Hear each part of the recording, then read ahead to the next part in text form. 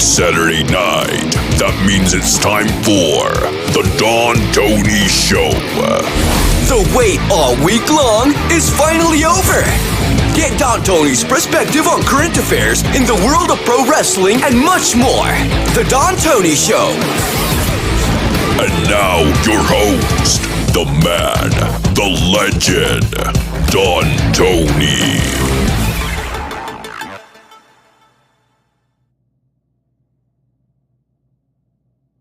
You know, after watching that intro, I think we got to bring the blue lights back. I didn't realize how nice they looked. Hey, good evening, everybody. Saturday night. Yeah, we're home. Most of us tuning in live right now. November 20th, 2021. We are one day away from WWE Survivor Series. You know, that evil promotion. We're going to do predictions tonight. We got a lot of wrestling news to get into. You check out the description on the episode. You'll get a list of the topics that we're going to talk about today. I got my timestamps in front of me. So I hope everybody's doing good. Dream 101 calls it Survivor Shits. Look, man, you know, it's still the biggest company as far as ratings go, and people keep tuning in. You know, we're not handcuffed. CM Punk. We're not handcuffed. No one's required to watch it. I can understand people who do this for a living. You know, see, look, I agree. There's so much wrestling out there that you could cover other things. All right. Just like a movie critic. They have to watch movies, whether they like it or not.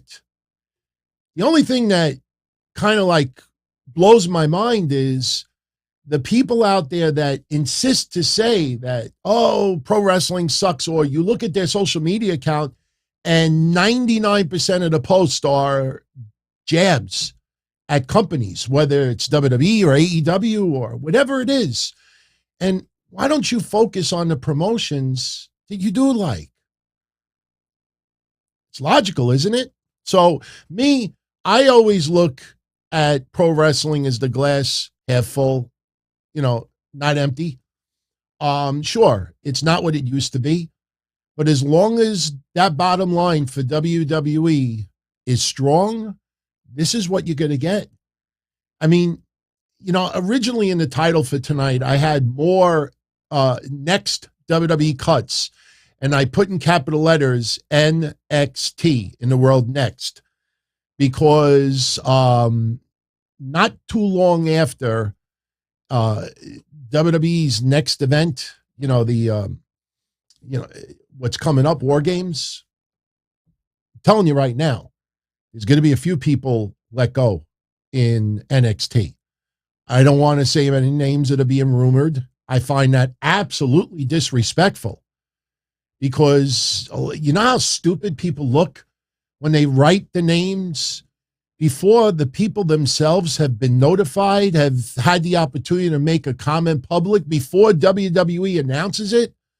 I don't care. If somebody called me if John Laurinaitis called me right now and said, DT, I'm giving you the exclusive.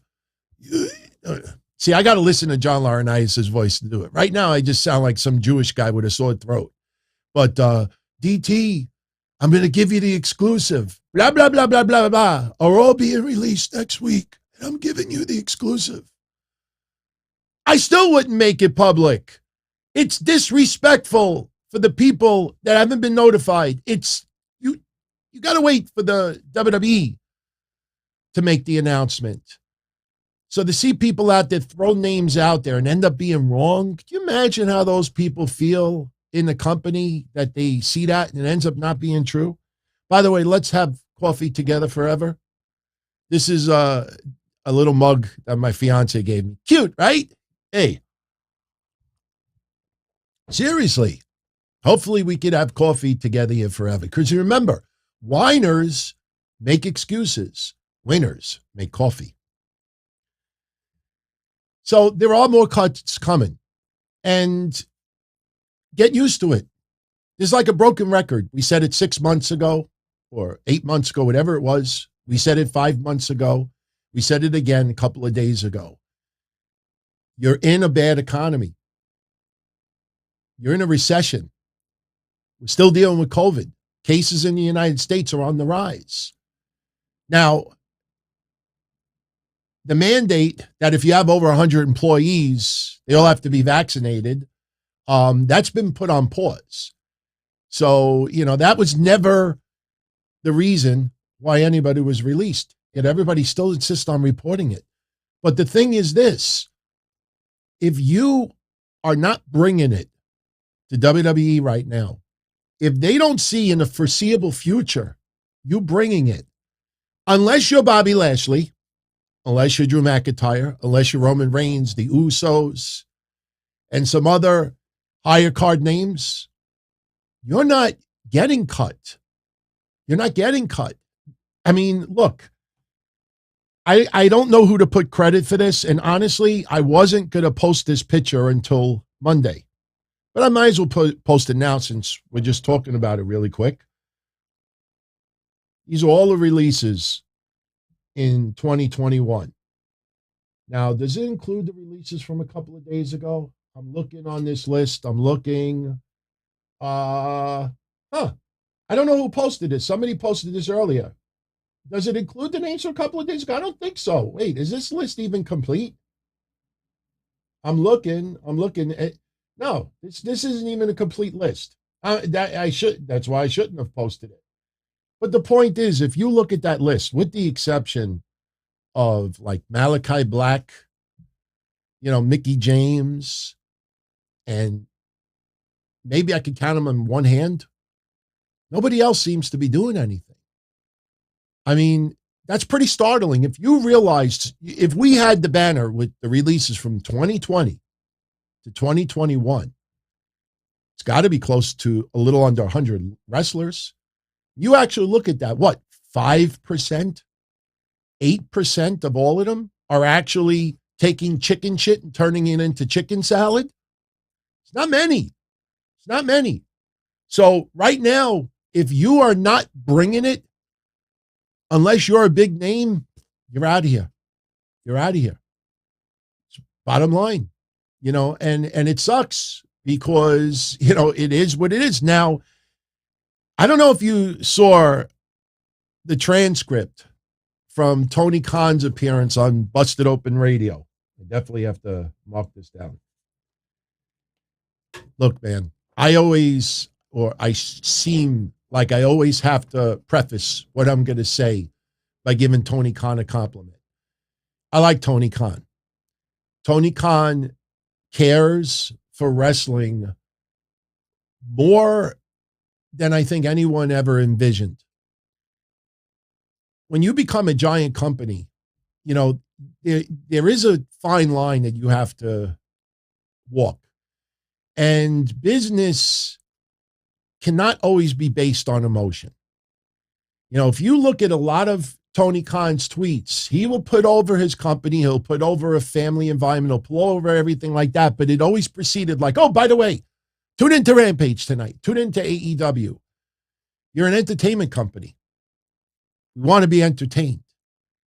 I don't watch TV shows or teams in sports because they make me feel good, because they donated a bunch of money to charity, because they don't fire people during a pandemic. I watch it because I want to be entertained. Look at Rampage yesterday. You remember Wednesday's Dynamite recap that I did? And what did I say? Oh, Acme Insta-Feud, Daniel Garcia versus Eddie Kingston. Puffy89, shout out to you. Thank you for the $5 top dollar super chat. Was it SmackDown last night? Pretty good show, but he couldn't help but thinking that was good. Will they still be here next week? It does suck. Hey, you're a paying customer, and you felt that you could have gotten more, but you still went. See where I'm going with this? You look at the bad days of WCW. Go back and look at Nitro from 2000.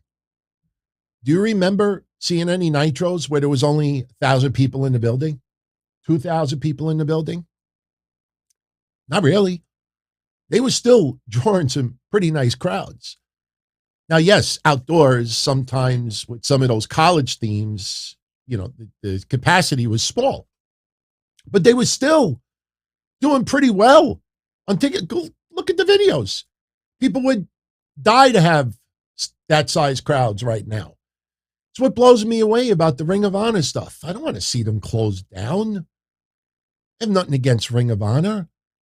But my God, you look at a year before COVID. There's 2 rows of fans. 2 rows of fans. What does that tell you? At the end of the day, people want to be entertained. And wrestling, the art, the thing about wrestling that makes it the greatest is suspension of disbelief. That is commandment number 1 with pro wrestling. Suspension of disbelief. More than storylines, more than in-ring quality, suspension of disbelief. That is prime number 1. And when we watch Rampage, and then a couple of days early, I said, oh, look at this. Bobby Fish and Adam Cole are going to team up to take Jungle Boy and Luchasaurus. And what's the likely outcome? This is so Bobby Fish could be pinned. And what ends up happening? Exactly like end. Didn't I say last week, are we going to have a situation where Adam Cole walks out on his partner? It is so freaking predictable. Darby Allin versus Billy Gunn. I was blown away by how many people that was saying yesterday, my God, Billy Gunn is almost 60 years old. Look at his physique. And it's where were these people? Are they been in a hole? I mean, we've been talking about Billy Gunn's physique and all of you out there as well for years and years and years and years. It's not like Billy Gunn was in jail for 10 years, came out, and everybody was like, oh my God, look at that physique. When Devon showed up in TNA a while back and the guy was jacked up to the max, that's when people are like, holy shit. Or even Sandman, when he went back to ECW, people didn't realize, like, oh my God, he's jacked. But Billy Gunn, we have seen him. He's in incredible shape. You put him in a match with Darby Allin, everybody knows what the outcome is. Jade Cargill, if you look at her numbers, everybody knows what they're doing with Jade Cargill for the TBS tournament. I'm not saying that she doesn't deserve it. She's kick-ass. I like her. But it's very, very predictable. If wrestling was simply about outstanding matches, Ring of Honor would not have had just 2 rows of fans. So, and just by the hell of it, I ended up giving you your Rampage recap. But Tony Khan was on Busted Open Radio, and he was talking about the releases with Dave LaGreca and Bully Ray. I think LaGreca was on. I read the transcript. I didn't watch or listen to it. And they got on the subject of the contracts. And again, remember when I said about Helwani 2 days ago? He interviewed Paul Heyman. And when you say comments like, wrestling is the most interesting now it's been in 20 years, nobody calls him out on that moronic comment. Moronic. We understand, you do interviews now with WWE. We understand you do pre-shows for whatever you do. There has the relationship. So it's common sense. He's going to say asinine things like that. But he gets away with it. I like Ariel Helwani. I understand how the sausage is made. But this is why I don't do interviews. I have no interest in doing gotcha. I don't like doing gotcha. The only time I ever did gotcha is if I'm talking to people and, we'll talk about, hey, you see such and such? Yeah, I saw it. And then as you're going along, you realize the person didn't see it. Hey, what did you think about Kofi Kingston's reaction? Huh? Yeah. Huh? What? So that's the only time I ever would do gotcha with someone out there. So you have Tony Khan on with Busted Open, and they talk about WWE contracts. And Tony Khan got away with this remark, especially since Bully Ray has been in WWE. Tony Khan says that a WWE contract is not a real contract. Billion-dollar publicly traded company. I'm not defending WWE, but WWE contracts, you sign a WWE contract, you're not signing a real contract. Tell that to all the agents of all these wrestlers. Maybe that's why Braun Strowman is not in AEW. Maybe that's why Wyndham Rotunda is not in AEW. Maybe that's why some of the bigger names out there that do use agents, they're not in AEW. It's weird how the biggest names in pro wrestling in the last 20 years all have signed that dotted line with WWE. Even Sting for a little while. Not a real contract. Anyway, Tony Khan's exact quote. And I understand why he said this. I don't think he's fully wrong, but he got away with a boatload with this remark. He says, and I quote, anyone who signs a contract in WWE these days is not signing a real contract.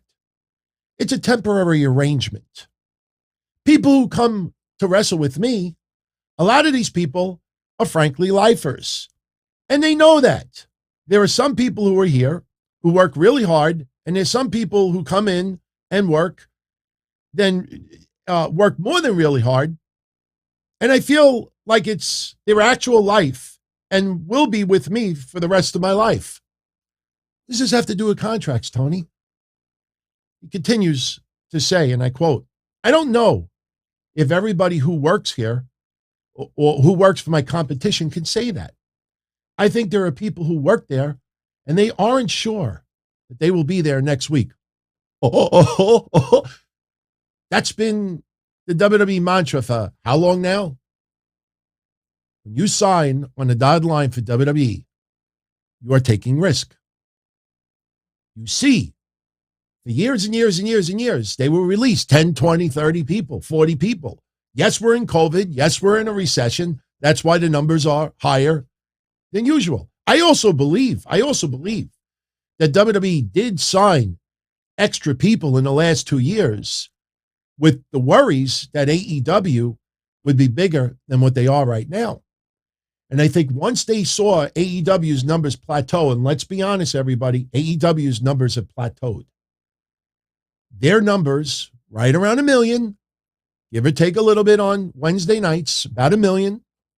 Fridays, I said it before, the first ever episode of Rampage, 550 to 750. CM Punk just did an interview, and he said he doesn't think there's casual wrestling fans anymore. That goes totally against what Tony Khan originally said. So I think WWE now realizes AEW you remember, I think it was Darren Gordon Hill actually added it up for me a couple of weeks ago, that they had an episode of Dynamite that had 80 people on TV. 80. 80.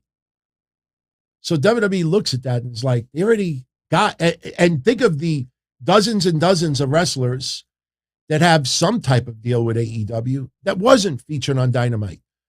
And WWE is like, okay, we could let 10, 20 people go. Even if they pick up 2 or 3, they can't, like I said, what is the Hardy Family Office going to become the Hardy Family Nation? And then the Hardy Family Planet? Are we going to have 30 people in groups? We got to put someone on TV. Okay, look at Rocky Romero. I freaking love Rocky Romero. Guy deserves a lot more name recognition than he has in wrestling.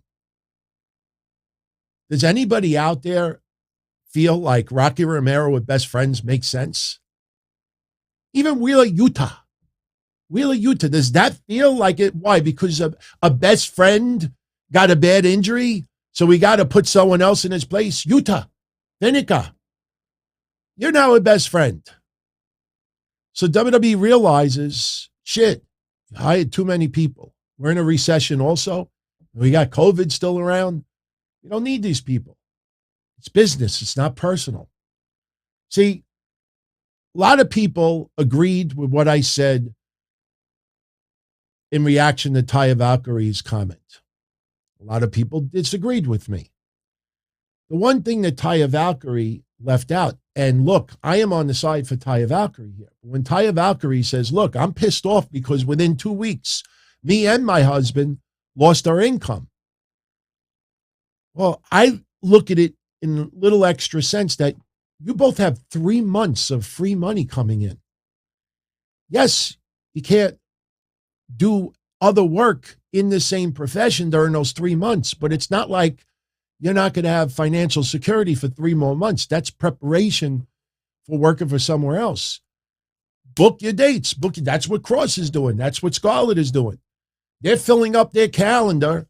So by the time we get to January, February, when their contracts, that 90 days, whatever the clause is filled, they're right back to work. Cross is putting teaser videos online, and he's reintroducing himself to everybody out there. And the guy's value already seems increased. So, they got 3 months of security. A lot more than a lot of us. Anthony, unfortunately, we must let you go. Can I say goodbye to everybody? No, you cannot. You could call them after hours. Can I go back to my desk and get my belongings? No. You can pick it up tomorrow at the front desk, or we'll ship it to you. Can I get 3 months' pay? What are you, fucking burnt? What are you, nuts?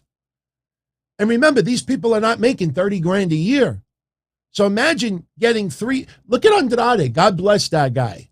God bless that guy. He got the 90-day no-compete from WWE. Then he went to AEW, and for the first 3 months, he wrestled, 3 minutes against Matt Sydal? The guy got 1/2 of a year in wrestling, and he wrestled 1 match for 3 minutes. Give me that, please. Give me that. That alone makes me a huge fan of Andrade. So, to finish up Tony Khan's comments, I think there are people that work there that aren't sure if they'll be there next week. There's a lot more security with a contract here. I can't say I'm going to extend every contract or bring every person back, but I also haven't been doing mass layoffs. I'm not the most profitable company of all time. I don't brag about being the most profitable company of all time. I do brag about bringing in a lot of revenue for a startup and being a real success story. What I will brag about is we haven't been doing mass layoffs, and we haven't fired 15 people last week or 18 people the week before that. It's not something to be proud of when a company lets all those people go and you're putting press releases out there like frequently. Now, I want to stop right there. I don't see WWE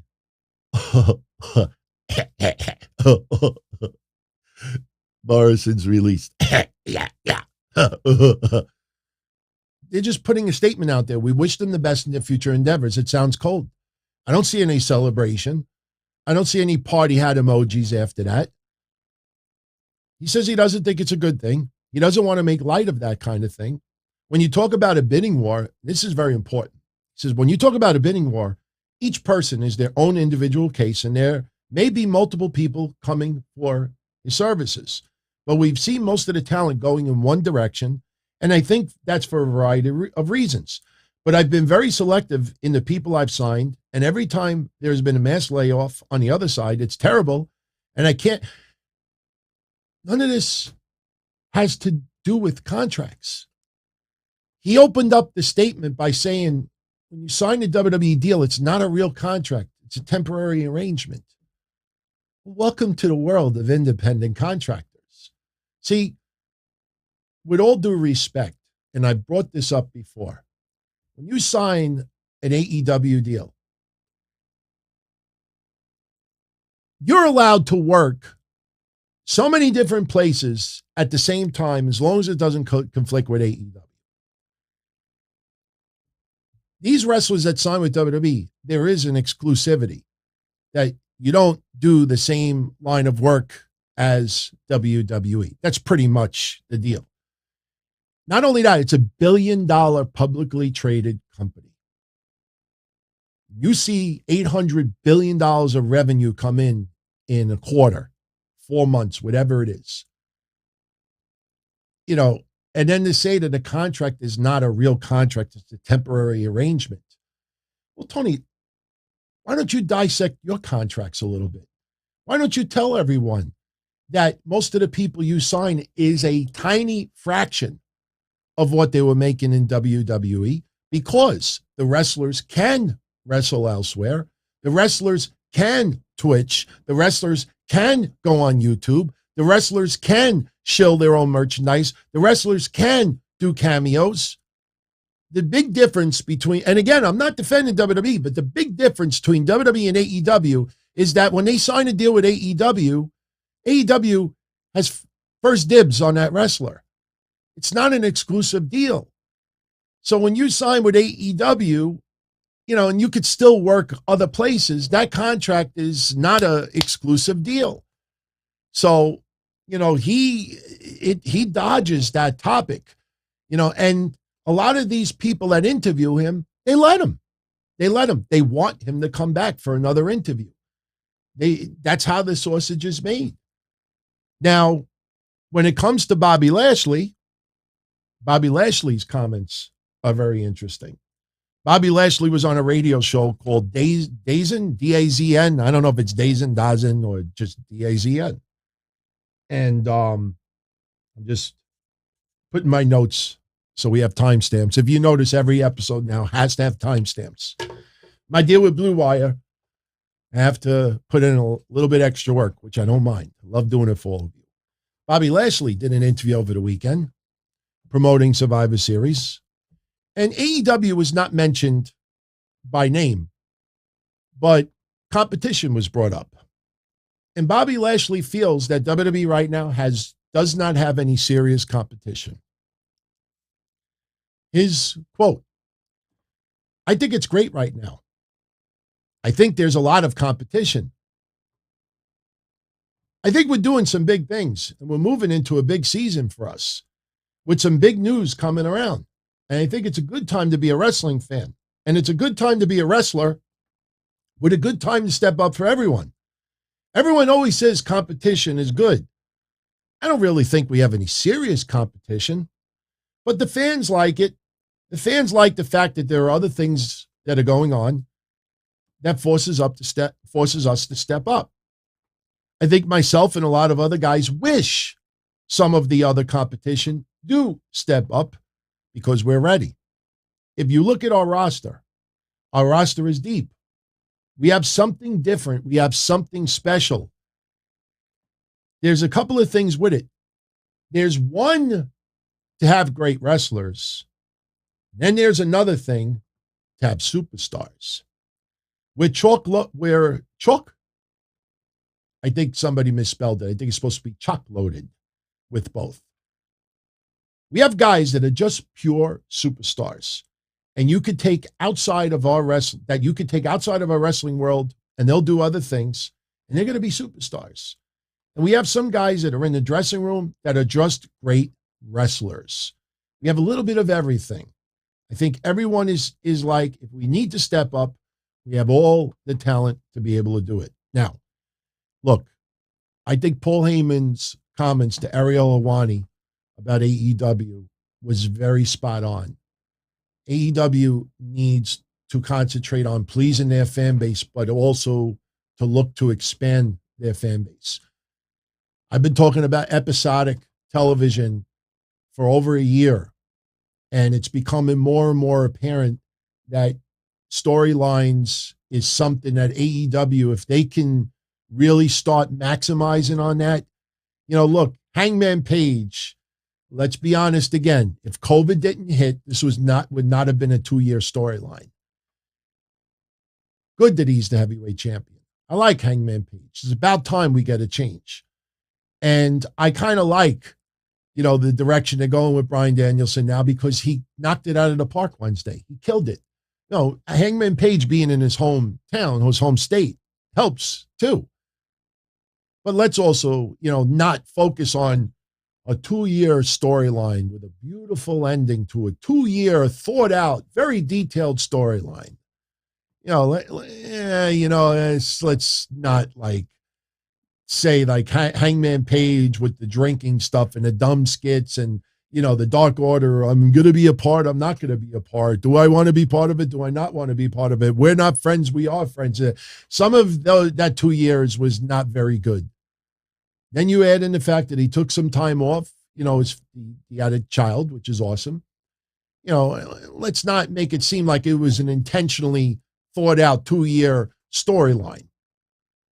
So if AEW could maximize and make the story, look, I think MJF versus CM Punk, if they did it right, could very well be one of their greatest feuds since they've been open. But, a lot of people take notice that they really don't do rematches.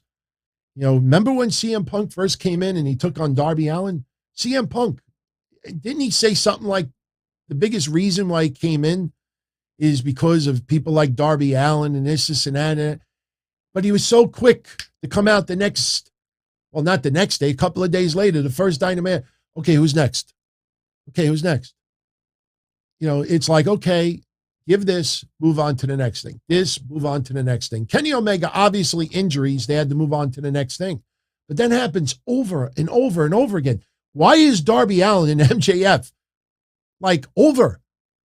I mean, just because you have a backstage segment, they still have resentment for each other, and MJF is rubbing it in. They pretty much already started to move on. Just because it lurks in the background. We have Randy Orton and Sheamus fight each other 350 times over the years. But it wasn't a continued storyline. So Bobby Lashley, I understand what he's saying, but WWE obviously has to be very, very careful because that TV deal with Fox isn't forever.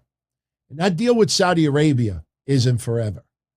And if you have either one of those companies that are like, I don't think and those deals get terminated. And that is a crazy amount of money. Just think about that's why, like I said, when Tony Khan focused so much on that 30-minute overrun that they did on SmackDown and took it so personal and not even mentioning that was the last televised show that they were doing, and then on top of it, because that was the last SmackDown before Crown Jewel, and then on top of it, you record Tribute to the Troops. And he took it that, we're at war. And it just looked moronic and it looked amateurish. Tony Khan looked like an amateur because everybody out there with half a brain was like, Tony, even though WWE is messed up for doing that half an hour overrun, they're about to do a $50 million pay-per-view. That's more than AEW for the whole year. One night. If that dries up, you watch how quick that stock market tanks. So WWE right now is trying to get by with just what they need. I don't like a lot of the releases. I don't like, and look, let's segue to this. Oh, I definitely want to segue to this. Xia Li. Yesterday's SmackDown. Xia Li. They did that cartoon vignette about Xia Li. She lost her father. Hold on. There we go. Somebody had to wield my father's protective shield. And then the worst, the walls trembled. The Brad Shepard looking landlord wanted to evict us. He does look like a podcaster. The landlord, the evil landlord. I know like vultures. And she fought back. Oh, Xia Li, you should have moved to fucking New York. De Blasio would have given you everything. Everything. The evil fucking landlord. I thought the vignette was awesome yesterday. It was so creative. I liked it. I loved it. Anybody that's been following me on my shows forever knows how much of a fan that I am of Xia Li. I freaking love Xia Li's work. And oh my God, look, she's $110 wet, if that. What happened to all the tiny wrestlers we're getting rid of? I fucking love Xia Li's work.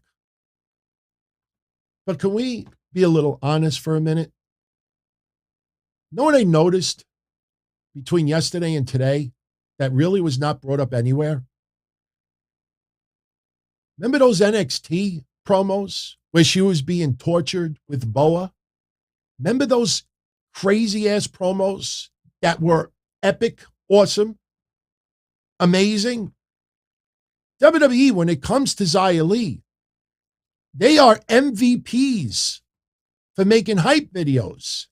All the hype that they have done for Xia Li in NXT and now WWE has been spectacular. Whoever does this stuff in WWE like they've done for Xia Li, if you do independent work, please email me. I would love for you to make some hype stuff for me. I'll pay. Absolutely. But when it comes to execution in the ring, WWE has done a terrible job with Xia Li. Just when we thought there was some momentum building in NXT, remember for 6 or 7 weeks, every Wednesday night Dynamite, I come up here and I had Xia Li on the milk carton. And I said, what happened? What happened? They did all these torture videos. She was on TV for a couple of weeks. We had Mei Ying who vaped. Did the Mr. Spock. Blow vape in your face, you pass out. And then she disappeared for 7 freaking weeks in a row. I mean, is this the best you could do for Xia Li? Amazing promos? How's about giving her some good shit inside the ring? Then they put her up against Raquel Gonzalez, which honestly, to this day, I still don't even understand why that match took place. And then they put him center in the ring. And Xia Li, who obviously, as you hear me right now, I'm a huge fan of, she's looking up Raquel Gonzalez like she's looking up the top of the Empire State Building. And she held her own, but that match, to me, hurt Xia Li's value. So what they did yesterday, home run. Freaking awesome. But take notice in the last 24 hours, everybody seems to forget the awesome hype videos that they did for her in NXT. And look what that ended up doing. Man, I thought that was so great yesterday. But I'm a little concerned, man, because I don't want Xia Li's WWE run to be remembered for great hype videos on NXT and the main roster, but then it amounted to nothing. Am I wrong? By the way, Mei Ying, since we brought up Mei Ying. Oh, no, there we go. A little bigger. Mei Ying. Did you hear? Did you hear? I'd be a little concerned for Mei Ying right now. She has undergone a name change. Would you like to see what her new name is in WWE?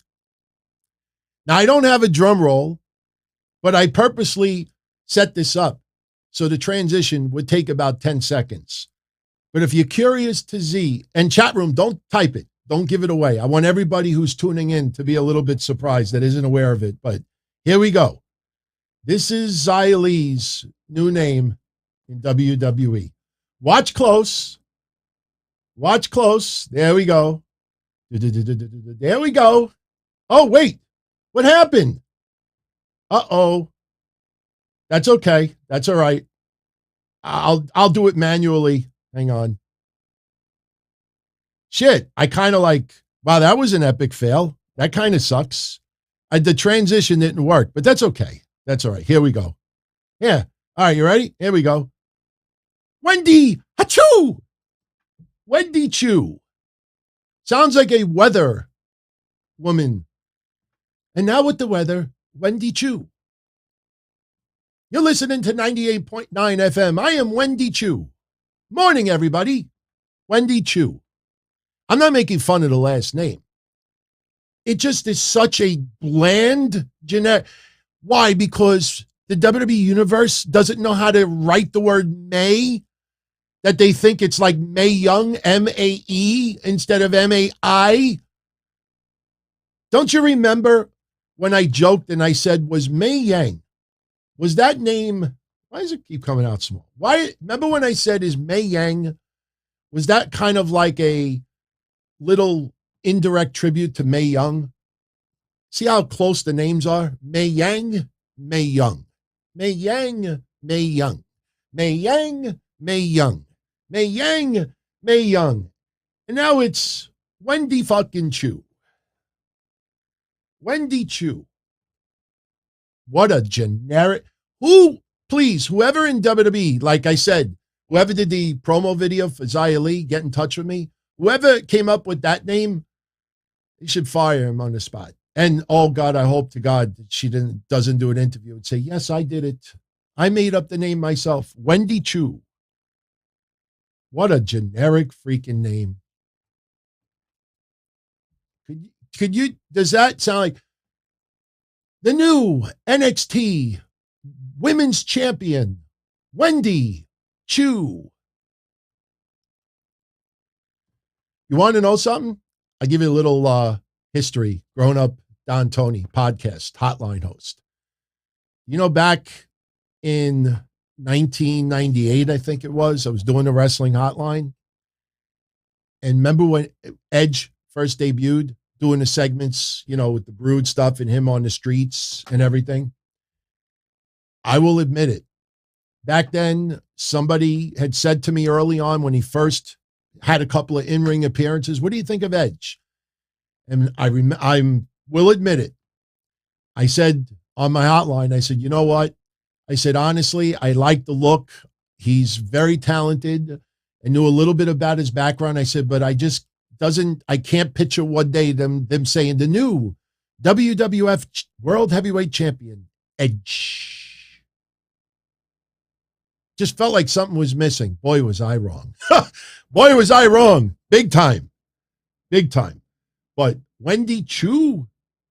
Oh, Wendy Chu. Please do not have a finisher like Braun Strowman's. Choo-choo. Oh, God, no. God. I'm telling you, it's just a generic name. It just is very generic. It doesn't feel thought out. You imagine the creative meeting? What do we got? What's the new name for Mei Ying? Oh, you know, boss, I came up with an awesome name. Wendy Chu. Wendy Chu. Let's go with it. Just can't picture that.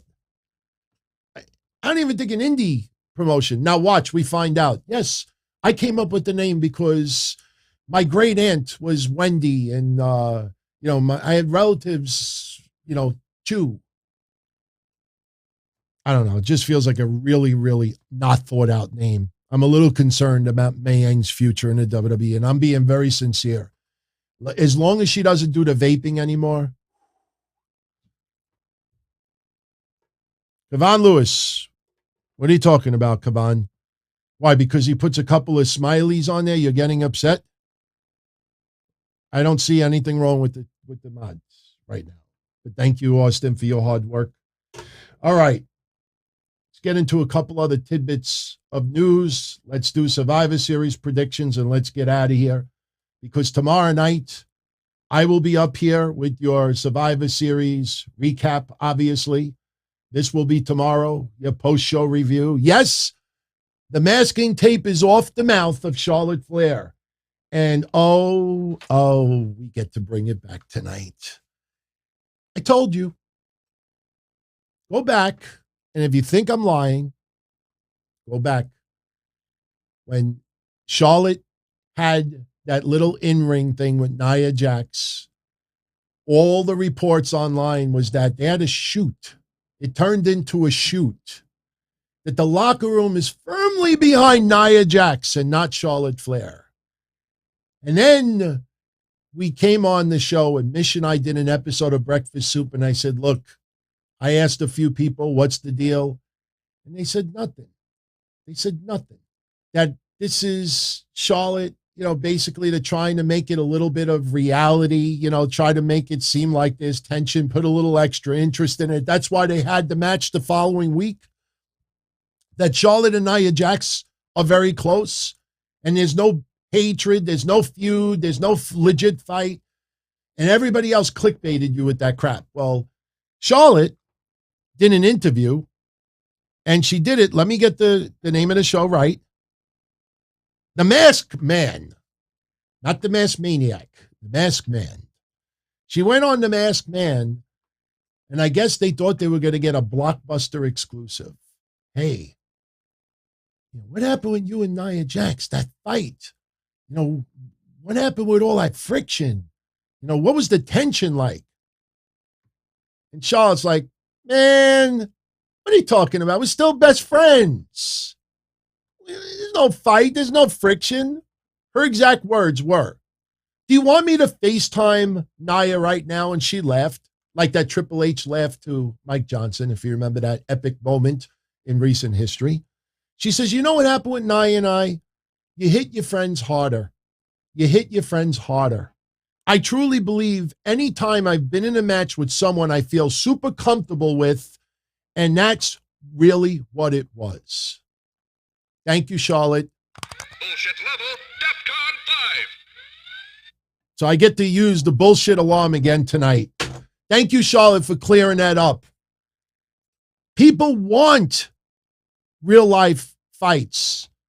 You don't find it a little too convenient that Becky and Charlotte and even a little bit of Ric Flair, because Ric Flair wants to be involved in wrestling so bad that he's realized, woo, I got to use social media. Woo, that's the only way I could feel involved. Woo. That's not my Ric Flair. I sound like an injured dog. I'm not making fun of dogs, by the way. I'm a huge dog lover.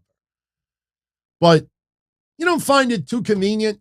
A month ago, we said WWE is trying to go for those Bret Hart, Shawn Michaels vibes with Charlotte Flair and Becky Lynch in time for Survivor Series. For the last 4 weeks, all you have seen is this perception of so much anger and dissension. And I don't know if we could ever be friends while we're still in the business. Let's make it clear. I know it's boring, but as my catchphrase always says on these shows, you get shows here without the hate and the clickbait, and that's the facts. Sometimes the truth is boring, but people out there want to create this real life tension in wrestling. And that's always been the case. When I started doing my hotline in 1997, and any of you out there that go back with me to back then, what I kept saying ad nauseum for a couple of years was that people find the real life feuds, because I was having feuds with other hotlines. I mean, I will admit I was a big douchebag to a lot of hotlines out there, but people felt that the feuds, the real life heat was more entertaining than what's on TV. That's what fans want. They love this real life tension. They insist that there's real life tension. And oh my God, if it involves Charlotte Flair, the most hated woman in pro wrestling, then, they have to insist. Unprofessional to Nia Jax, unprofessional to Dana Brooke, unprofessional to Becky Lynch. She does not work well with others. Becky Lynch and Charlotte Flair are WWE superstars. They know how the sausage is made. They know how to play the game. That doesn't make them bad people. But this is all about hype and to build up the Survivor Series for a feud that could go on for years and years and years. Does Charlotte have some legitimate gripes with WWE over the last couple of years? Absolutely. The storyline that they did with Ric Flair and Lacey Evans, yeah, I'd be pissed off at that also. WWE screwing up with the pregnancy stuff, yeah, I'd be totally pissed off also. But fans out there of wrestling want all this fucked up shit. Not, physically, but they don't like Charlotte Flair. So any opportunity they can get to give this perception that Charlotte Flair is a cancer to pro wrestling, that's what they'll do. She and Nia Jax get into it a little bit more, and they know that they're creating a buzz. In that very moment, when they got a little bit extra physical, remember what I said that night? Does anybody remember? And if you think I'm lying, go back and watch the clip. I will never do another show again. That's how serious I am. And I'm not kidding either. The night that Nia Jax and Charlotte Flair got that little bit extra physical in the ring, that night I said, go rewind it and go watch Nia Jax say to Charlotte, hit me. Hit me in the face.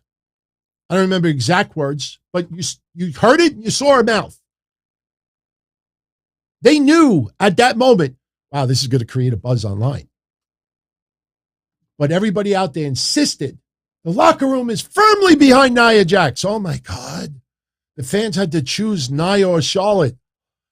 That's like, do I want to step on a nail or do I want to close my balls with the zipper, get my balls stuck in a zipper?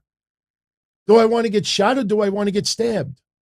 Do I want to drink bleach or do I want to drink rubbing alcohol? Like people that night, they're like, no, fuck it. Charlotte's the bigger threat. The roster is firmly behind Nia. What are you talking about?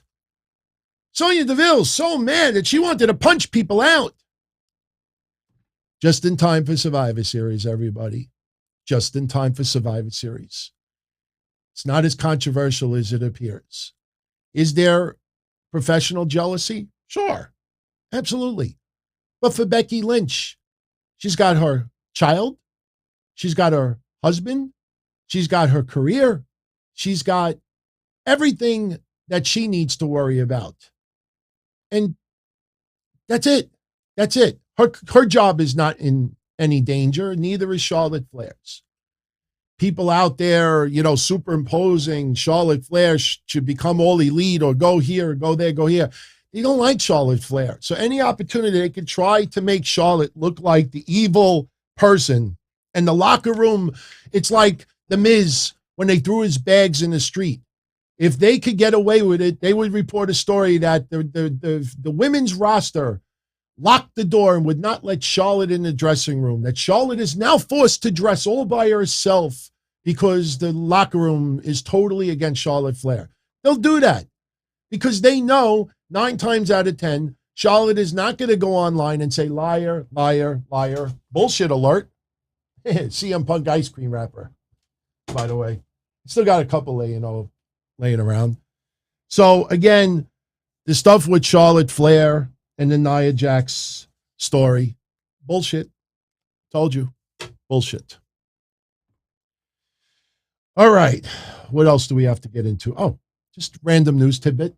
Winter is coming, obviously. Winter is coming once again, and this will be a special event, December 15th for AEW.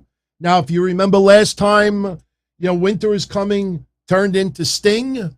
So what other 58 or 62-year-old wrestler is on the horizon? I don't obviously think that's the case.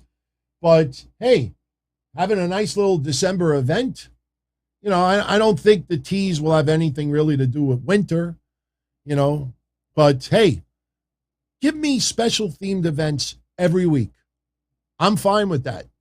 So winter is coming for AEW and for all of us, December 15th. That will be a special. Mish is in the chat room tonight. Mish says, I miss the old days when wrestlers were allowed to bring a little frustration in the match. Mish, they still are. They still are.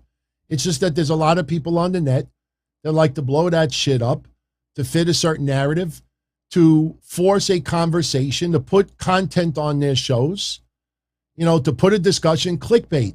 My God, I watched today. I went on YouTube and I started putting my stuff up for tomorrow's show for the recap for tomorrow night. And, I look at other people's shows because I don't want to title my stuff the same way. And I also want to see, I follow other shows just to see. I'm still new doing the video stuff. I'm not even doing it 2 years yet. So I see what other people do. I get some ideas. I'm not trying to rip anybody off or copy them, but, I saw shows, major changes to Survivor Series. What? Sheamus was added? That's the fucking major change?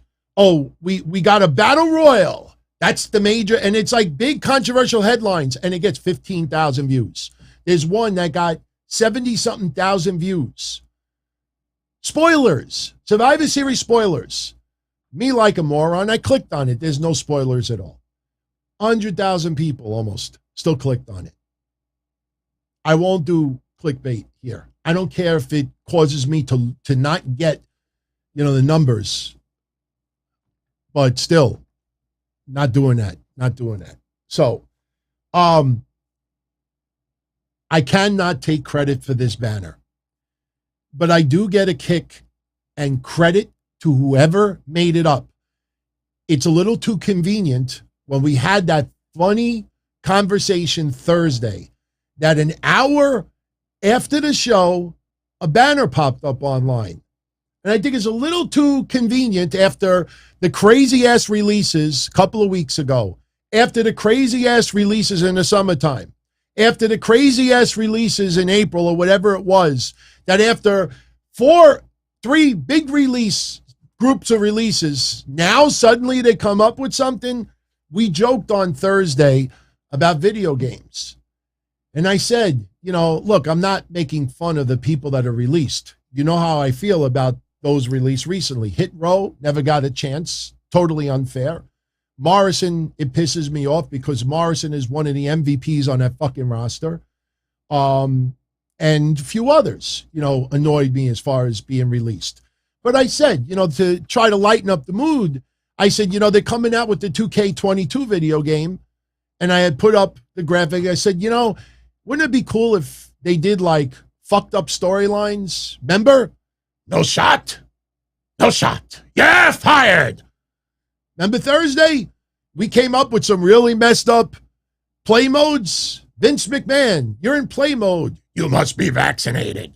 But I don't believe in a vaccine. I believe in nature. I mean, no shot. No shot. You're fired. Heath, we have to pull you off of Elimination Chamber.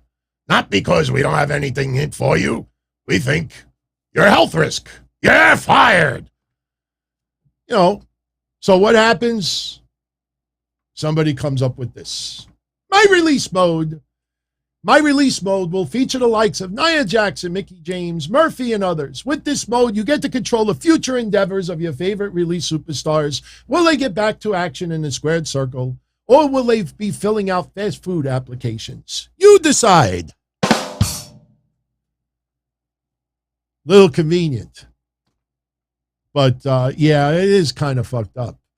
But, hey, man, Mickie James, one of the few that has taken this chicken shit situation and turned it into chicken salad. She is wrestling tonight, by the way. For those, obviously with me live, I might lose a couple of viewers because you might be like, oh, let me go check it out. Right now, Impact Wrestling is having their Turning Point pay-per-view. Every week there's a pay-per-view with Impact Wrestling. Oh, and let me also say this.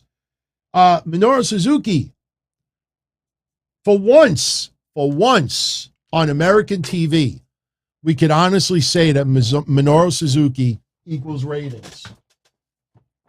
I almost accidentally threw it out. So I'm good. I'm in the next couple of weeks, you will see some of the artwork behind me change. I'll probably put up a little thread for our channel members to vote, like who should go off the wall, with the exception of this one, but and put up in its place. But, Minoru Suzuki, let's be honest, everyone. They put him on AEW TV. Other than that match with Bryan Danielson, it felt like it was a little bit of a disappointment. Guy, didn't seem to really get any victories out of it. But he appeared on Impact Wrestling this week, and he fought Josh Alexander, and Impact Wrestling had a 39% increase in their ratings. They went from 79,000 viewers to 129,000. So good. I'm glad fans, because I saw it on social media, there was a lot of buzz about Minoru Suzuki being on Impact Wrestling this week. Now let's see if we can keep those viewers. You know, it's funny because I think it was Dave Meltzer, and I have nothing against Dave, but I saw people trying to twist it. Very cute. Dave Meltzer was putting up a little retrospect of Kenny Omega's title run. And while Kenny Omega was AEW Heavyweight Champion, he was the champion with the four highest pay-per-view buys in AEW's history. Cool. I'm not taking that away from him. But then they also include that Kenny Omega taking on Rich Swann was the highest Impact Wrestling buy rate since I think Hogan was on TNA TV or something like that. And I'm like, I don't know what that had to do with the other, but here's my point. It's very cute to say that Kenny Omega and Rich Swann, you know, because Kenny Omega was on that pay-per-view, it led to Impact Wrestling having their biggest buy rate. What the fuck happened 8 months after that?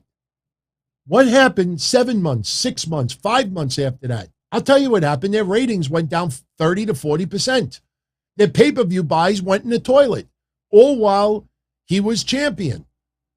So just because at that time, they had no idea at that time that his reign in Impact Wrestling was going to be so damaging. It's not Kenny Omega's fault, obviously. It's Impact Wrestling not having faith in their own wrestlers to put the heavyweight title on them, that they had to go to Christian Cage, who was on loan by AEW. So for almost a year, Impact Wrestling told their wrestlers, you're not strong enough to be our heavyweight champion. So we need the AEW rub, and we're going to keep the heavyweight title on them for the whole year while this forbidden door was open. And once that forbidden door closed, oh, will you look at that? Moose is heavyweight champion. Ah! So convenient. You think we're stupid? You think we all only graduated third grade? Everybody understands that. Impact Wrestling hurt their company. But look, if that what was necessary to keep them alive, then fine.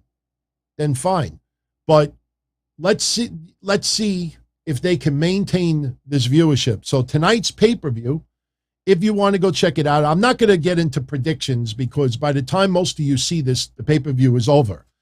But Brian Myers was pulled from the show because he's not cleared to compete. So Rich Swann is going to be wrestling someone else. There's like two rumored names online, but I don't want to say it and then it's wrong. But Eric Young is going to, and Joe Doring are going to take on Heath Slater and Rhino.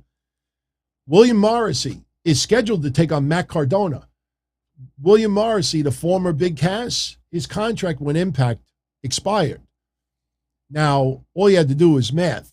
When he originally signed with Impact, it was only like 3 or 6 months. I don't remember the exact time, but everybody knew that his contract was coming up by November.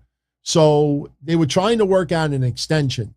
So he may still be on this pay-per-view tonight. Maybe they pay him for the one appearance. I don't know.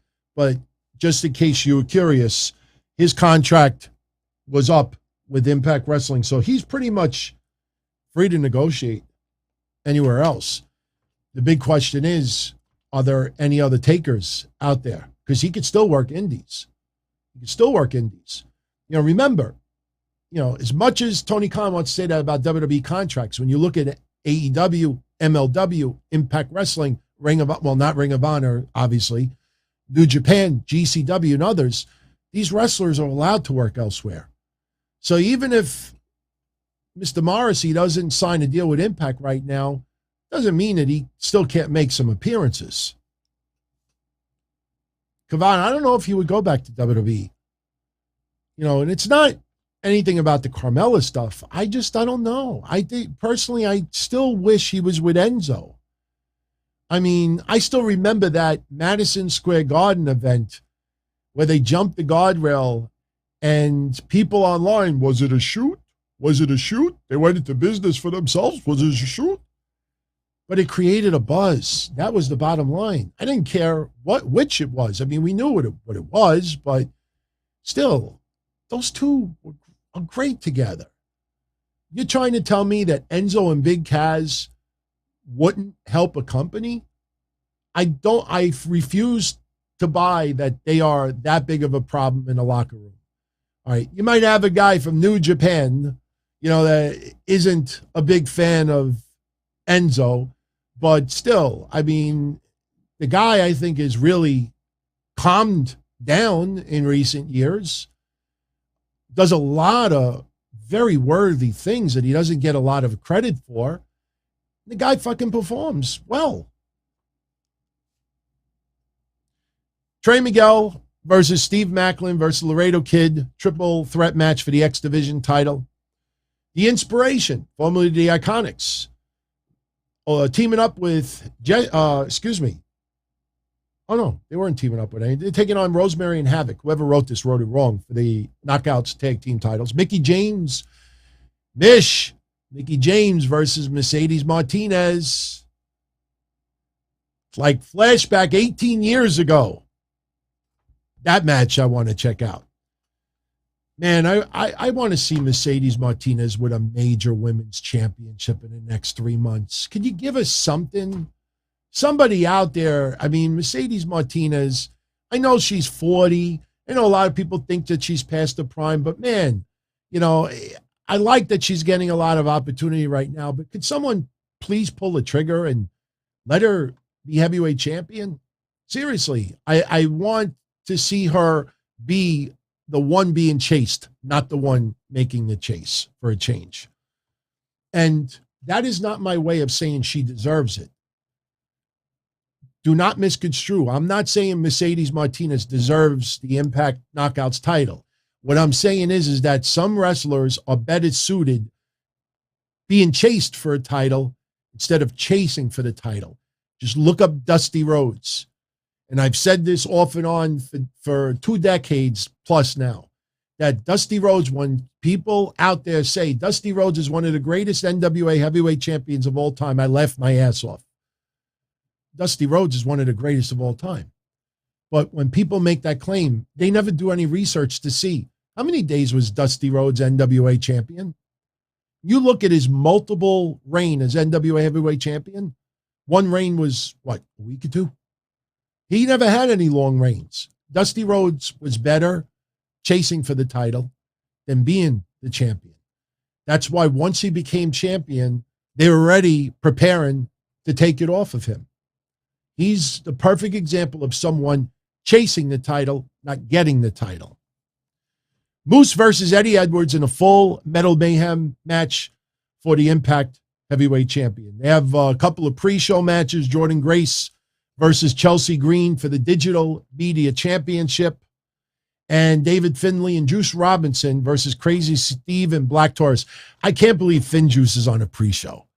Seriously, for all you New Japan fans out there, honestly, how do you put him on a pre-show? Best wishes go out to the Butcher. The Butcher. I tell you, double whammy for the Butcher. For those that don't know, the tag match that he had on Dynamite, he tore his bicep. The Butcher is a musical performer. He's in a band. And, for anybody that's in the metal scene, underground scene, I mean, actually, I don't know the band offhand. I don't listen to that type of music, but very well respected.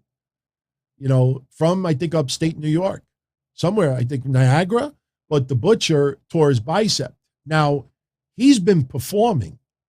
So imagine, not only do you tear your bicep Wednesday and you can't wrestle for the foreseeable future, but man, I don't know what that does as far as his performing goes. So I don't know. Is he a guitarist?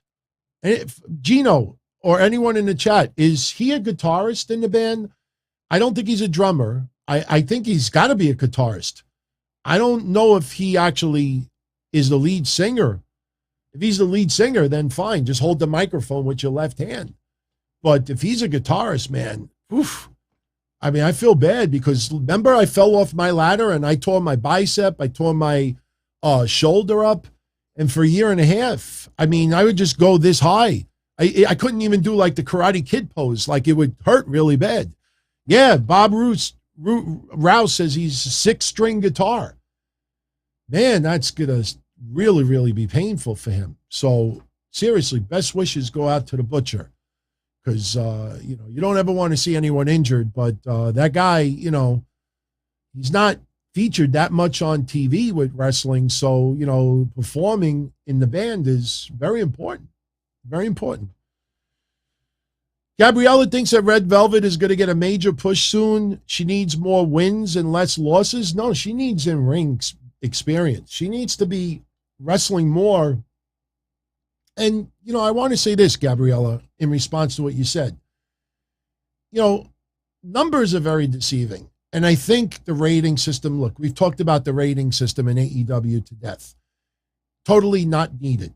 If you want to have like a top 5, don't base it on wins and losses, because what happens is somebody gets momentum, somebody gets massively over behind the fans, and then you got to come up with some, eliminator battle royal or some out of the ordinary circumstances so somebody could win just to get the title shot because their record sucks and they're not even a top 5.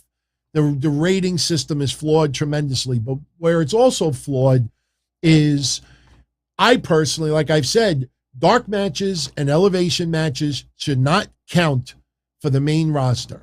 Should not count. Because if dark and elevation is supposed to be like the developmental for AEW, you don't take stats that you have in AAA baseball or AA baseball and you include it in the major leagues. You could bring it up, but, I just think that is false. So when you see Red Velvet, and I brought up Kiera Hogan as an example the other day. Kiera Hogan is excellent. But if you look at her matches on Dark and Elevation, with the exception maybe of Tasha Steelz, and I don't have all her opponents in front of me, but a lot of the wrestlers that she faced, that she beat, are women in the indie scene that are just not experienced enough to basically, you have to be taking on the best of the best to really improve. Put it this way. Think about Ryback when he first was on WWE TV, and they were having him squash pretty much enhancement talent.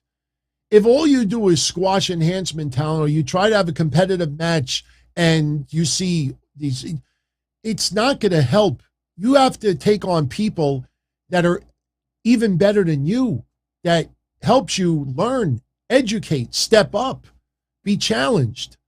And just putting a win out there simply to have a win, if the wins are not against people who are experienced enough that they could be on Dynamite, that doesn't help.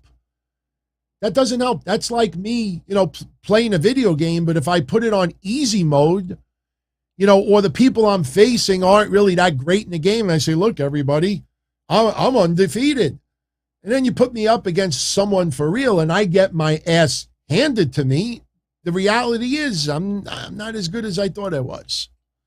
So it's not just wins. And thank you, Psycho. Butcher's band name is Every Time I Die. Interesting name.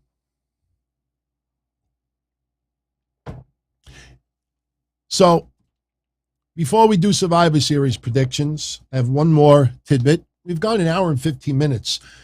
My goal, like I said, my goal on these shows now is to go 90. Yes, we go a little bit over. It's fine. It's something to get used to. Now with the move to Blue Wire, and by the way, for the trolls out there, I'm not in the directory yet because they're making up artwork for yours truly. I talked to them yesterday and they said next couple of days I will be featured there. And believe me when I tell you, for those that support me, all I'm going to say right now is, you remember when I lightheartedly said that my goal is to have better numbers than even like Chris Van Vliet and Gallows and Anderson and others that are on that network? Just friendly competition. Something tells me when you see my show debut on that channel, when you realize how many people tuned into my shows this week, I think it's going to blow some people away how high I am on that list.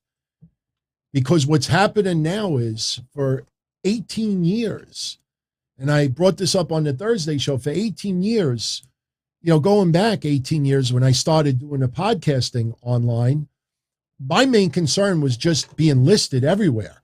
So wherever there was a directory, I'd throw my show in there, not realizing that some directories create their own file. So those numbers don't get credited to me. So when somebody says to me, oh, DT, your rating sucks on iTunes. Yeah, that's because I'm available on 90 different platforms. If I only kept it in iTunes, you see what happens. Right now, 85% of everybody who tunes in only access audio only. It's convenient. It's less data. It makes sense. So if I pulled away that option, either the video is going to blow up in numbers or they're just not going to tune in anymore. I'm not taking that chance. I'll always keep the audio only option. But when the numbers get revealed, people are going to be like, holy shit. So now everything's being condensed. So you give me 6 months and people are going to be like, holy shit. And that's all because of you. That's the God honest truth. Before we get in Survivor Series predictions, take this as good news. Take it as bad news. Take it however you want. But we have news about the Bellas. Nikki and Brie Bella. Now, you know me, nothing personal against either one, especially Nikki. But, Nikki has not been very truthful about her aspirations of wrestling in the ring the last couple of years. Ever since before that Evolution pay-per-view, everybody pray for me. I'm going to go to the doctor today, see if I can be cleared. But meanwhile, she was in the Performance Center. And she's saying like, look, I want to, every time WrestleMania comes around, there's an interview. Yeah, we want to get back in the ring. We want to take on, Charlotte and Sasha and Bayley. Oh, Bayley and Sasha versus the Bellas, blah, blah, blah, blah, blah. There's never any intentions on them being back in the ring. Nothing against them, but it's all about attention. Every couple of months, an interview is done, a claim is made, the Bella Army gets all excited, and then I'm totally destroyed, everybody. I am so crushed. I just talked to a doctor, and the doctor said that he thinks my wrestling career is over. And then a year later, I'm training. I feel good. And everybody's like, oh my God, that's freaking awesome. This and that. And oh yeah, we would love to take on Sasha and Bayley and all those other things. And then 6 months later, oh, I'm devastated. So they are returning to the WWE. Yes, they are returning to the WWE. But as of right now, it is not in the ring the way you think. A couple of days ago, WWE filed a couple of trademarks for the Bellas. I'm going to read it to you word for word because the description in the trademark pretty much tells you what Nikki and Brie Bella will be doing in WWE. The trademark is Bella Glam. Glam. Glam. Short for Glamazon. Glam. Bella Glam.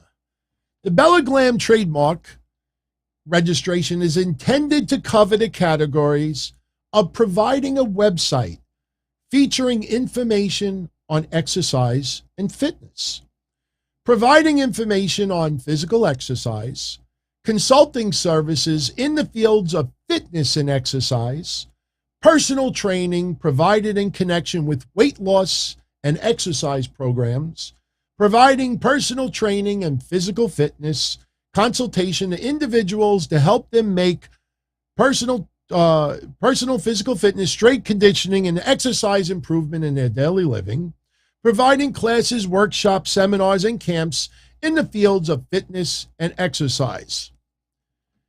That is a trademark that WWE filed. They filed Bella Glam and Bella Style. So basically, no wine included. No stories about their preferred sex positions. It's about, let's go. Hey, Don Tony, you should be called Fat Tony. Tony, let's go. Let's move it. 2, 3, 4, 5, 6, 7, 8, 9, 10. So they're going to be doing a website, and it's going to have to do with physical fitness, training, weight loss, eating healthy, feeling healthy. And, look, I don't see anything wrong with it. Very interesting. Very interesting. Let's see what happens. We've had WWE do some fitness stuff in the past. Remember Triple H, the workout video and stuff like that? We've had it. I don't think we'll have any cameos from Richard Simmons, but it's an outdated reference. But no, WWE's done a little bit with fitness in the past. Absolutely. We've seen a couple little things done with Tori Wilson. So no issues with that. Yeah, Dream 101, huge pass for you. Probably a huge pass for me. And that's because I got this. Yeah, Seth Rollins looks like his cheeks are a little bit bigger on my shirt. So let's be honest. All right, so before we get into Survivor Series predictions, just a couple of shout-outs if you don't mind. Casey is Raw. Thank you for the $5 top dollar super chat. Love my content for years. Keep up the awesome work. I thank you for that, my friend. I love doing this for all of you out there. And, I love that Going Video was a way to, have an extension of myself and, a little bit of a challenge. And if you would have told me a year ago I'd be doing shows almost every single day, I would have said you're nuts. But again, that's the only reason why we're trimming these down to about 90-minute episodes, sometimes even a little bit less. Not to rip anybody off, not to make anybody disappointed, but it's asking a lot for you to tune into every episode that I do. So the days of doing 3 hours, 2.5 hours, 3 hours, I mean, it's impossible for you to follow that much content. And if you do, I'm very much appreciated, but by having a little bit shorter, but doing more shows will keep things fresh. But I really appreciate that very much. Thank you. Dayhawk, so Su Yung is on WWE? No. What kind of name is Wendy Chu? Or as he said, Wendy Achu. Thank you for the $5 top dollar super chat, Dayhawk. Look, again, when I say Wendy Chu, I'm not making fun of the last name, Asian, Japanese, whatever it is, Chinese. I'm just saying that the name sounds very generic. Just very generic. It doesn't feel like there was a lot of thought in it. I mean, there was nothing wrong with the name Mei Ying. If people keep misspelling it, that's on them. A lot of people insisted that we were going to get Dijakovic go back to his name. One of the big things back then is people would keep misspelling his name. Hell, when he first came around, I was calling him Dijakovic. Hey, everybody, Dominic Dijakovic was in action tonight. They're not going to use Dominic because they have a Mysterio named Dominic right now. They don't like using same names twice under some very special circumstances. Just Wendy Chu just sounds very generic. Even if that was her real name, it sounds very generic. It doesn't feel like much thought was put into it. That's just my honest opinion. I want to see Mei Ying stick around, kick ass. This doesn't give me that vibe. It gives me the opposite vibe because of the track record of WWE. Let me make this clear. Mei Ying, the vaping stuff was not her idea, and the vaping stuff to me looked ridiculous. Especially during the COVID era. I don't think anybody should be blowing, their carbon dioxide in anybody's face. But with that said, none of this is about Mei Ying's in-ring ability. It just, Mei Ying had it felt like a name you don't normally hear. It sounded exotic. It sounded mysterious. And then you see the face paint. And then, just the powers. I mean, what's going to happen? Remember before? It was like Star Trek. She would grab somebody and it'd be like, what is she going to do now? She's going to grab somebody and the person's going to go, what are you doing? What are you doing? Fixing my collar? So I'm a little concerned, being honest. King of Games with the top dollar, $5 super chat. Thank you very much, my friend. What are my thoughts on CM Punk versus QT Marshall? Believe it or not, the match would be better than you think. I understand they want to reward QT Marshall. He wants to reward himself sometimes, that he works very, very hard behind the scenes. So he rewards himself by putting himself on TV, I still can't get past that pay-per-view poster with him and Big Show. They actually mimicked The Rock and John Cena's pose at WrestleMania that time. Remember when we put them side by side?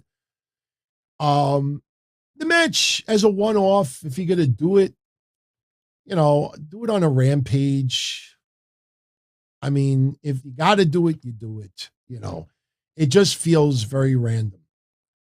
Like I said Wednesday, I hope they change their mind and not have Bryan Danielson only go up against members of the Dark Order for the next 2 months. Because, man, like I said, I don't compare WWE with AEW as far as the type of product, but, if that was in WWE, Bryan Danielson as Daniel Bryan would be fighting in a gauntlet match on an episode of Raw. You want to get to the Hangman Page, you got to go through every member of the Dark Order tonight on Raw in a gauntlet match. And in 7 minutes, you'd have 5 people already lost. They're going to milk that for 2 months. Some matches will be great along the way, but man, I don't know. I'm not feeling that.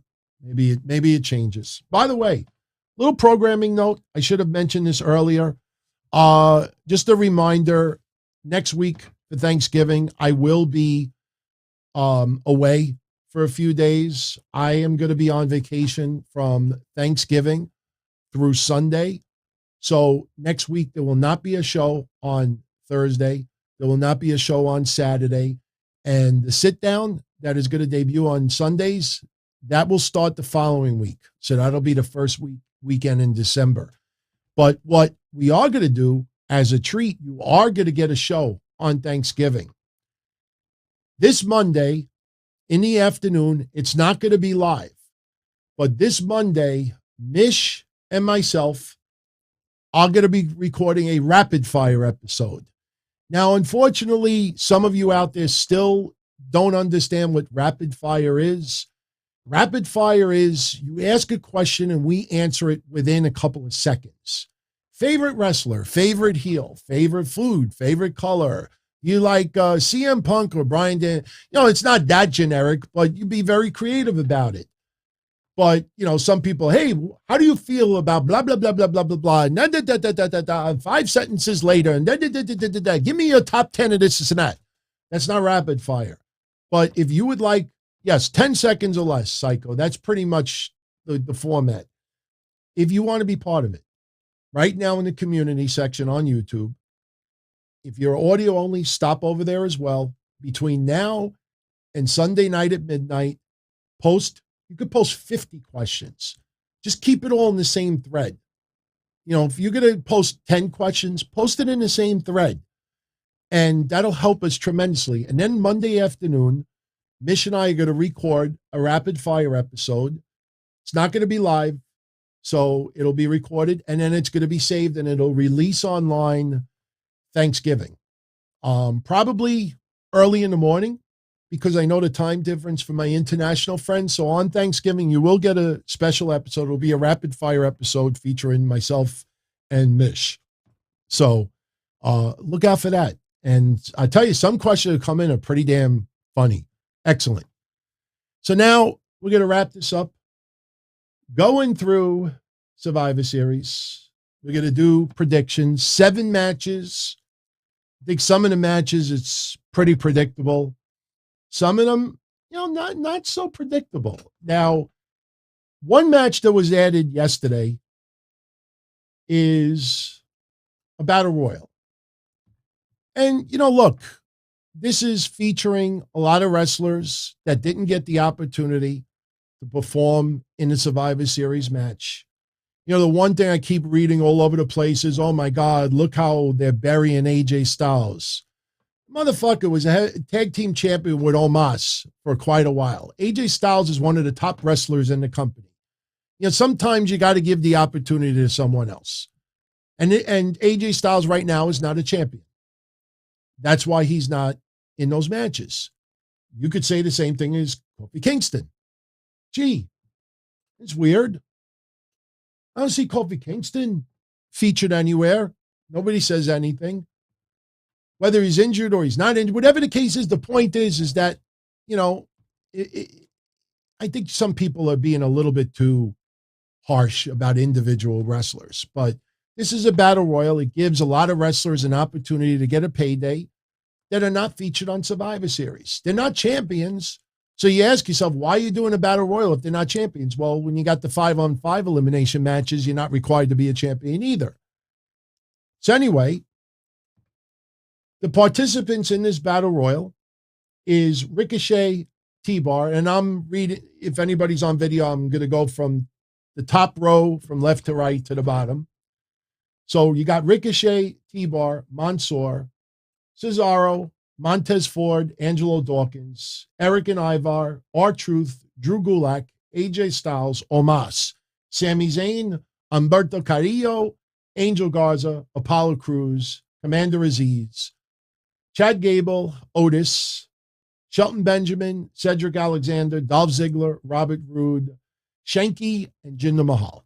That is a tribute to The Rock. There are 25 participants celebrating 25 years of The Rock. I don't believe The Rock will be at Survivor Series, even though a lot of people think maybe he makes a cameo. It's 25 years. They're in Brooklyn. Wouldn't take much for him to stop by, give a rock bottom for someone, and then get on a plane and go back to Florida or California, wherever he's at. I don't know if that's going to happen, but my prediction in this Battle Royal, I know everybody and their mother's going with AJ Styles. I am choosing to go a little bit different. I am going with Sami Zayn to win this Battle Royal. That is my prediction, Sami Zayn. So that is your Battle Royal. I don't know if it's going to be a pre-show match or they're going to announce some other pre-show matches, but that is my pick. Now we go to the main card. We have the men's 5-on-5. You have Bobby Lashley, Austin Theory, Kevin Owens, Finn Balor, and Seth Rollins representing Raw versus Team SmackDown of Drew McIntyre, Jeff Hardy, King Woods, Sheamus, and Happy Corbin. And I still don't understand why fucking Moss is in the background. Happy Moss, Pete Moss, Riddick Moss, whatever his name is. I don't know why he's in the background, but whatever. I know what you're going to say to me. The same reason my MVP's in the background as well. He shouldn't be in there either. My first slug of sparkling water for the night. I am going with Team Raw to win this one. Now, remember what WWE does during Survivor Series in recent years. They keep a tally of who's going to win from Raw or SmackDown. Now, I have gone with Sami Zayn, who represents SmackDown. So right now we have SmackDown 1, Raw nothing. I am going with Team Raw to win this one. We might get some bullshit, feuding out of this. You might have Kevin Owens that might get pissed off. Maybe he turns his back. I think Seth Rollins might be one of the sole survivors of this one, especially if he's going to be taking on Big E in the very near future, and Kevin Owens may as well. So I am going with Team Raw. I think Team Raw needs this victory more than Team SmackDown. So that is my pick for this match. Now we go to the women's.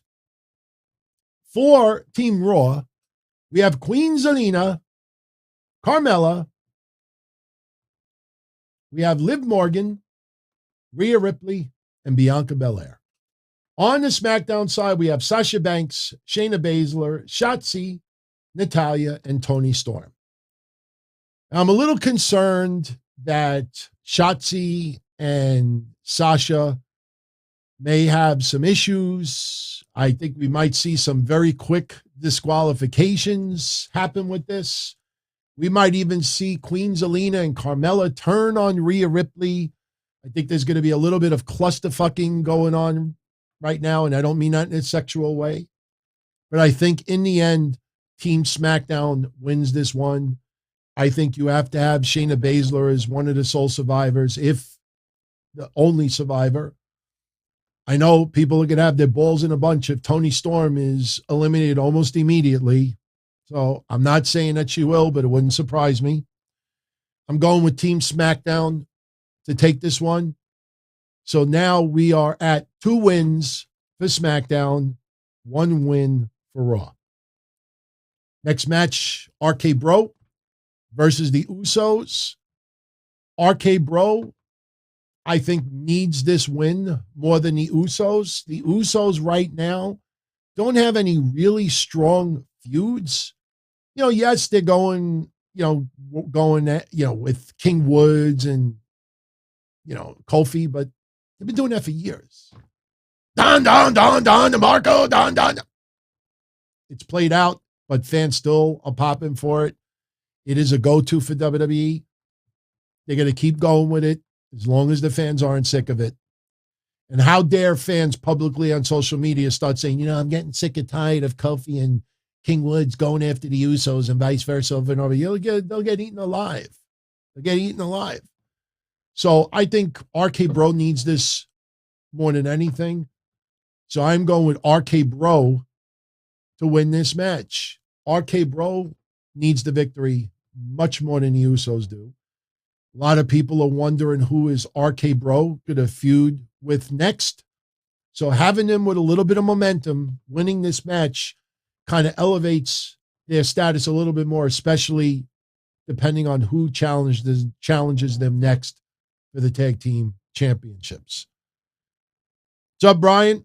What's going on? By the way, shout out to everybody who's live right now. Thank you for spending part of your Saturday night with yours truly. So now we are at 2-2. 2-2 in the win department. This one to me is a no-brainer. Damian Priest is on quite a momentum right now. I love Shinsuke Nakamura, but I also feel that right now, I think WWE is more concerned about giving Damian Priest some rubs. He got the rubs from Jeff Hardy, got the rubs from Drew McIntyre. He got the rubs from some others as well, The Miz, Morrison. But I think in this match, Damian Priest needs to get this win off of Nakamura. Nakamura is not going to lose anything by losing this match, and we will probably have a sign of respect, a handshake afterwards. I wish Rick Boogs would not be around ringside for this one, but this match is going to be a lot better than people think. Trust me when I tell you this. I think some people have never seen Punisher Martinez, however you want to call him from yesteryear. He actually will pull some moves out of the bag you don't normally see him do. Damian Priest is going to get this win. So now we're at 3 wins for Raw, 2 wins for SmackDown. And they intentionally did 7 matches. So somebody wins dominance. So right now we're 3-2 as far as Raw goes. We have 2 matches left. Becky Lynch versus Charlotte Flair. This is the match I'm looking forward to the most. Not because I expect a screw job happen to Charlotte Flair, but because these two work spectacular with each other. Add the Shawn Michaels, Bret Hart vibes that I've been talking about for a month. Add all of the interviews and all the friction that's been building. Ric Flair trying to interject himself into this as well. Notice how WWE doesn't retweet any of the stuff that he's saying.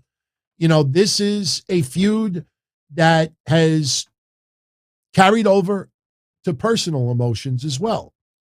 And the fans are buying into it. WWE recognizes all the additional attention. This is the reason why Becky and Charlotte have been doing as many interviews as they have. If this was a topic, and some of these items were topics that they did not want to be brought up and risk some gotcha moments, they would not be, or at least Charlotte would not be doing any interviews at all right now. See, people who don't tune into my shows, when they saw the graphic of the masking tape over Charlotte's mouth, that's not a knock. Charlotte Flair is my favorite female wrestler of this generation. She is the top number one female of this generation. To me, Asuka is a close second. So I am a gigantic fan of Charlotte. But Charlotte, because she can't win in a lot of cases with some of the stuff that goes on, you almost feel that you got to keep tape over her mouth because, it just causes a lot of controversy. But Survivor Series, Bret Hart, it's always brought up. I'm not saying it is going to be a screw job, but you got vibes with Charlotte and Becky that you don't come across that often in wrestling anymore. That's why a month ago when I said WWE's looking for that Bret Hart, Shawn Michaels vibes, that's exactly what they were going for, and that's exactly what they got.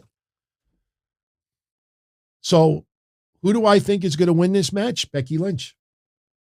I think Becky Lynch takes this one.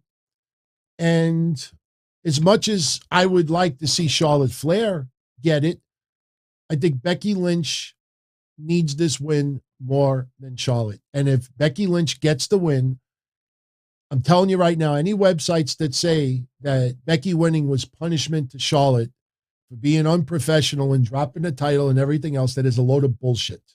Just telling you now. I think Becky, after Survivor Series, if she is going to feud with Liv Morgan, Becky having this win kind of makes it a little bit more important for Liv Morgan, having Becky coming off as a win.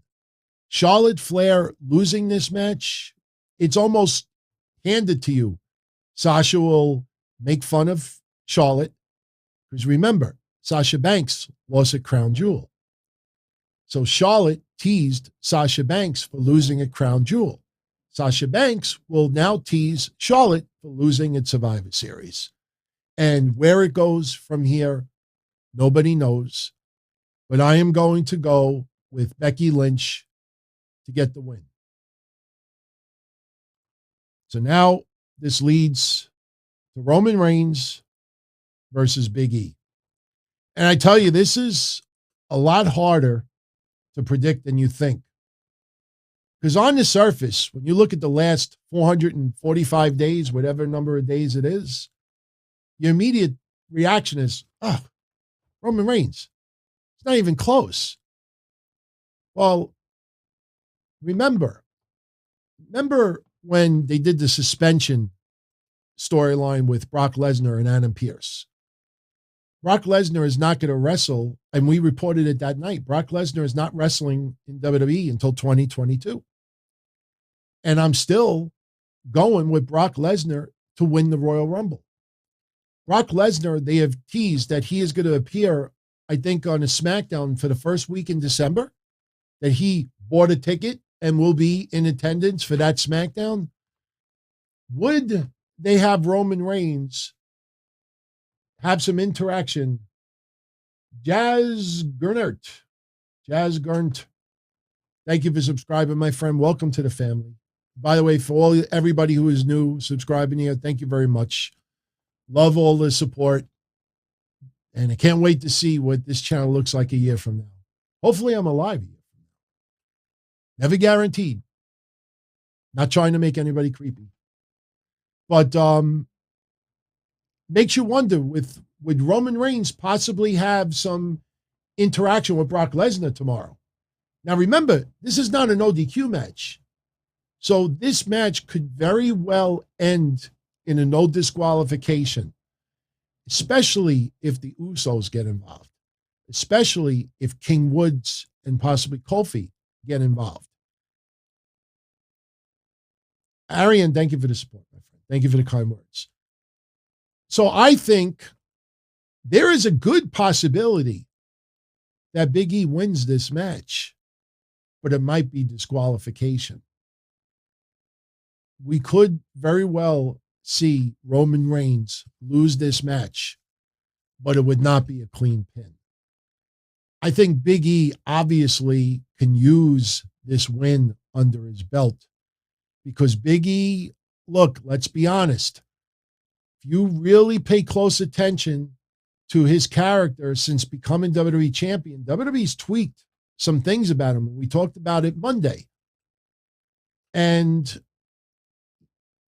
got to give it time. You don't just take a month, 2 months, and now you say, oh, it's a failure, let's move on, because people always do that. Oh, his reign has been a total failure. I wouldn't call it a total failure, but obviously it needs some big wins in the process. And unfortunately, I don't think Goldberg is going to be around right now to give a win to Big E. So when Big E cuts a promo in the future, I've beaten people like Goldberg and others.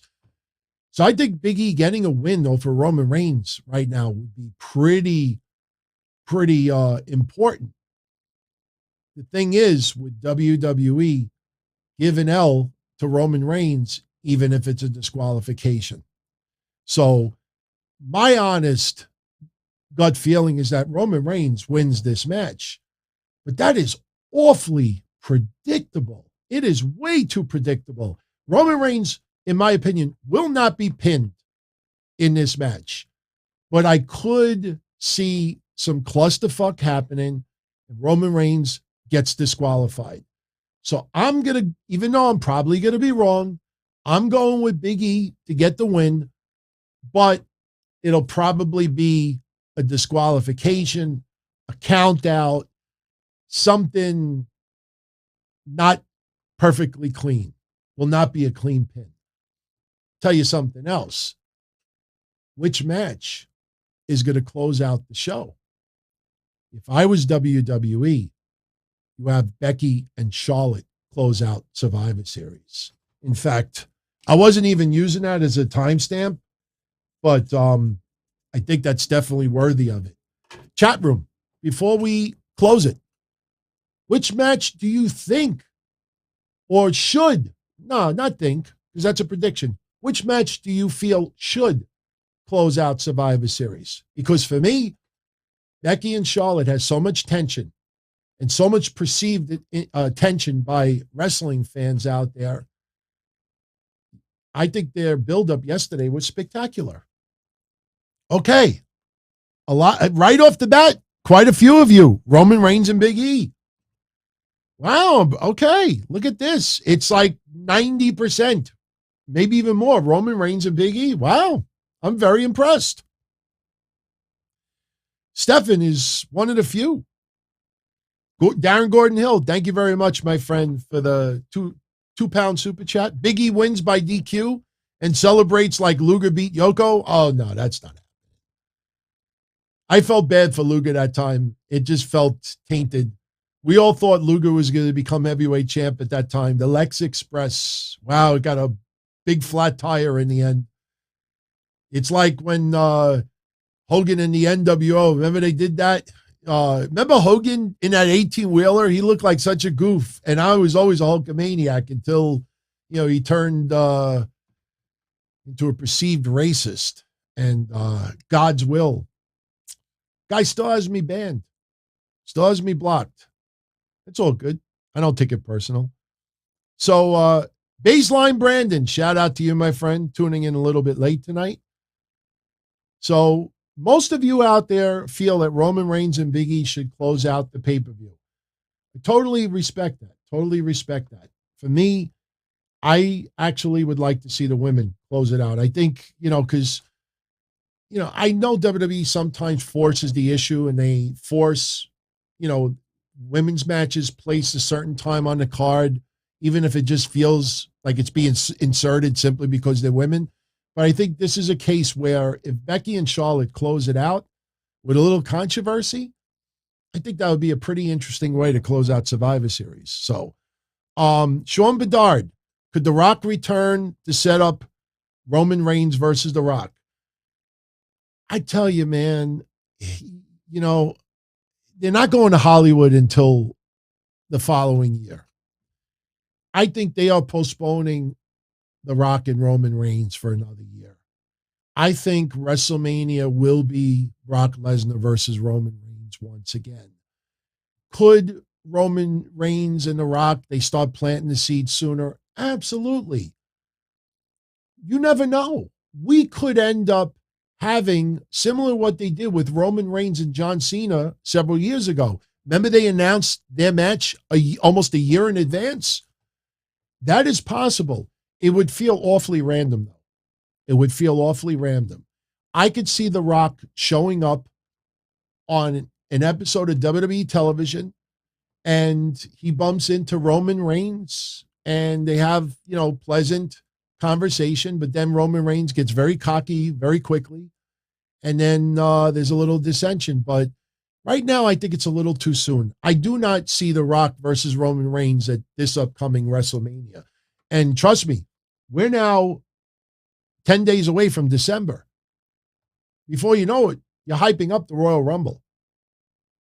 And once the Royal Rumble is over with, you're on the road to WrestleMania. And I think it almost feels too perfect. Brock Lesnar enters the Royal Rumble, wins the Royal Rumble, challenges Roman Reigns at WrestleMania. Brock Lesnar very well wins the championship. Roman Reigns could get that title back during 2022. Roman Reigns gets it, and then The Rock makes an appearance, advertised appearance maybe, and then we have some back and forth to set that up. So I did not see The Rock scheduled for Survivor Series. Who knows? If he shows up, even more of a reason why I choose Sami Zayn in that Battle Royal. Since they're celebrating 25 years of The Rock, I could see Sami Zayn giving the bad mouth of The Rock.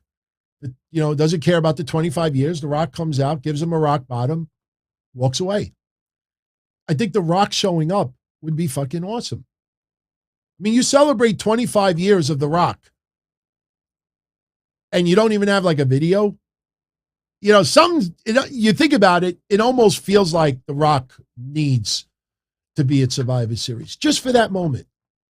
You realize how much trending and attention Survivor Series would get if The Rock shows up, even if he just gives Sami Zayn the rock bottom or somebody else. So it almost feels like it needs to happen. Will it happen? I'm not putting all my eggs in a basket, because if I really start getting behind that and then he doesn't show up, we're going to feel disappointed. So if he shows up, consider it a bonus, consider it a treat. We'll see what happens. So, by the way, somebody was bringing up Triple H with an anniversary. Check this out. If you're interested, I'll leave you with this before I leave. There is a TikTok video floating around right now. For those that don't know, the new headquarters for WWE is being built. And a couple of days ago, all the executives in WWE were invited to go to the location where the building's going to be built. And they have a video of WWE's executives showing up, and they're walking down some pathway. They all have the hard hats on, which is required on a job site. And one of the persons walking is Triple H. You really can't tell, physically, like you really can't tell. He's wearing a suit. Oh, I think everybody was dressed up. He had a hard hat on, and you really couldn't see, his physique. Because a lot of people were wondering, did he lose a lot of weight, because he's been home? Is he training? I mean, what kind of condition he's in? My honest take is the fact that he's walking and the fact that he looks okay is the most important thing, and it's a shame. It's a shame that, people online have painted Triple H to be portrayed as a clown in WWE. Triple H has been a part of the executive wing of WWE for over a decade. And I don't know why not everybody, but I don't know why a certain group of people out there are forcing a narrative that Triple H is now an outsider. That Triple H, because he's so emotionally connected, like he's the uncle of a lot of wrestlers that came through NXT, that he's not Tony Khan. Just because Tony Khan has so much emotional ties to the wrestlers and not releasing people and caring about his fans, that doesn't mean that, Triple H is the same way. Business is business. And to try to portray Triple H as this sudden outsider that's being treated like a clown, and how dare anybody maybe accuse Triple H of maybe he's not developing some of these wrestlers the way they need to be for WWE.